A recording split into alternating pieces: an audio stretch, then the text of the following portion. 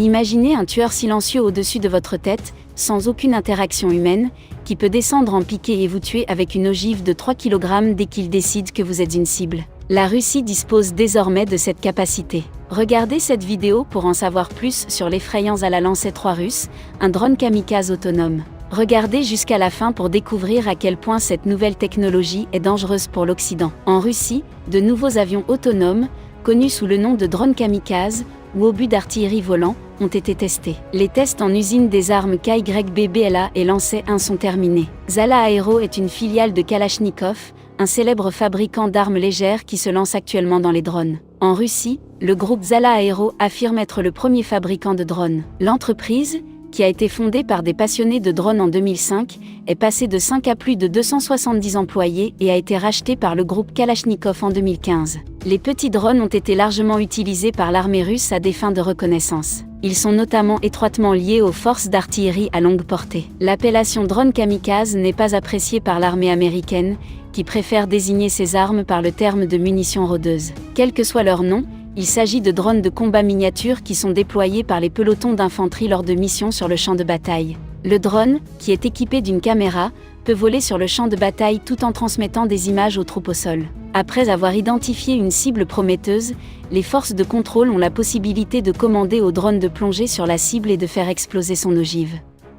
Il existe depuis longtemps une solution technique à un problème ancestral: comment atteindre un ennemi situé de l'autre côté d'une colline et protégé de l'observation par la topographie environnante.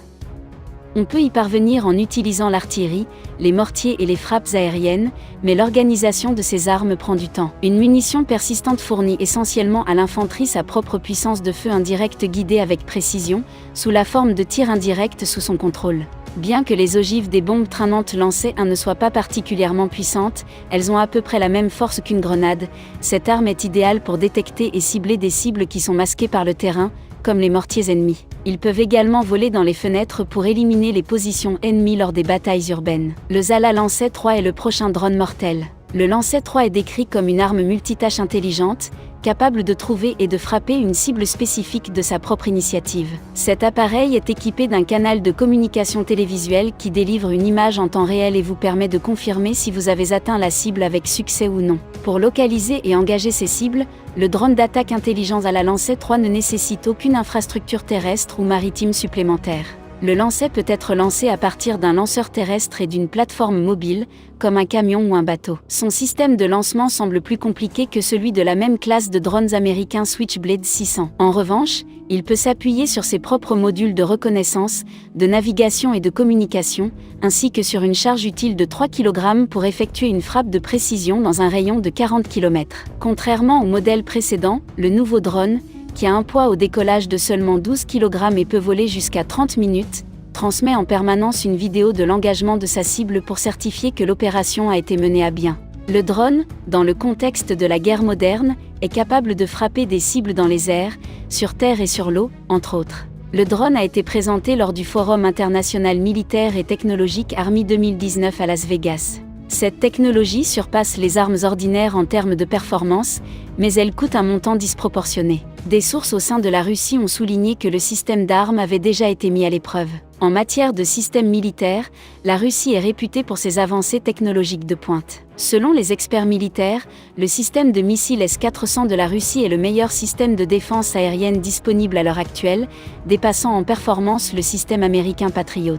Le système de missiles russe a été au cœur d'un certain nombre de conflits avec les États-Unis ainsi qu'avec d'autres pays comme l'Inde et la Turquie. Le Lancet aurait une vitesse de plongée de 299 km/h, soit plus du double de la vitesse de plongée des drones actuels. Le Lancet est une série de drones de combat qui ont été testés sur le terrain par les forces d'opération spéciales russes en Syrie, où ils ont été utilisés pour éliminer des cibles de premier plan. Les drones ont été déployés dans un certain nombre d'attaques réussies, qui ont toutes été filmées par leurs propres caméras. Zala Aero Group a créé différents modèles du drone Lancet, qui est désormais fabriqué en grande quantité. Le Zala Aero Group décrit le Lancet 3 comme une nouvelle arme polyvalente intelligente capable de localiser et de frapper de manière autonome une cible donnée. Le système se compose d'un élément de frappe de haute précision, de modules de reconnaissance, de navigation et de communication. Le Zala Lancet forme son propre champ de navigation et ne nécessite aucune infrastructure terrestre ou marine. Le Zala dispose de plusieurs types de systèmes de guidage, par coordonnées,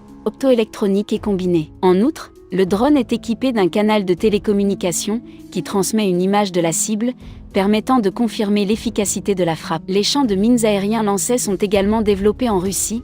Le groupe russe Zala Aero va également construire la première technologie de mines aériennes au monde, qui sera utilisée pour détruire les drones hostiles. Les munitions rôdeuses lancées servent de base au nouveau système. Selon Zala, il travaille actuellement à la conversion du lancer en intercepteur de drones. Une formation de lancers patrouillerait dans le ciel au-dessus des troupes amies, chacune dans son propre périmètre de 32 km de côté, ce qui leur permettrait de faire face à tout drone hostile apparaissant dans la zone.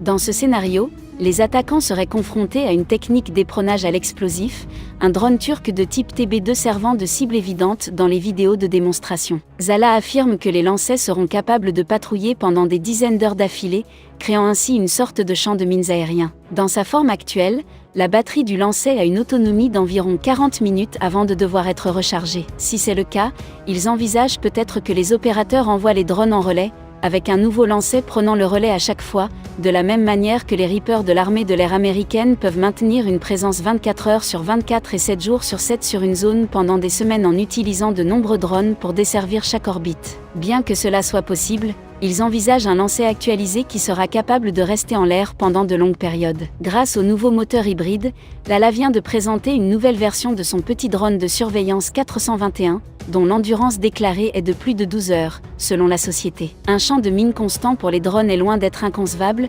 car d'autres développeurs travaillent sur des drones solaires et planants qui peuvent rester en vol pendant plusieurs jours. Zala n'a pas indiqué quand elle pense que son champ de mine volant sera prêt à être utilisé au combat. En plus des petits drones d'interception faisant partie de leur système de défense aérienne GBAD, les États-Unis pourraient déployer une patrouille de combat permanente de petits engins défensifs au-dessus du champ de bataille dans le cadre de la stratégie du champ de mine. Par conséquent, des essaims d'attaquants, peut-être escortés par de petits chasseurs, peuvent tenter de forcer le passage des défenseurs, ce qui laisse entrevoir la possibilité de batailles de drones contre drones à grande échelle. L'un des plus gros casse-têtes du monde actuel est de savoir comment se défendre contre les drones. Comment les forces occidentales et américaines se protègent-elles contre l'ennemi et les drones russes, tout en continuant à dominer l'espace aérien avec leurs propres drones. L'utilisation de drones pour localiser et détruire d'autres drones pourrait être la solution. La plupart des entreprises s'accordent à dire que la force brute est le meilleur moyen de se protéger contre les drones, mais on peut s'attendre à ce que plus votre bien est précieux,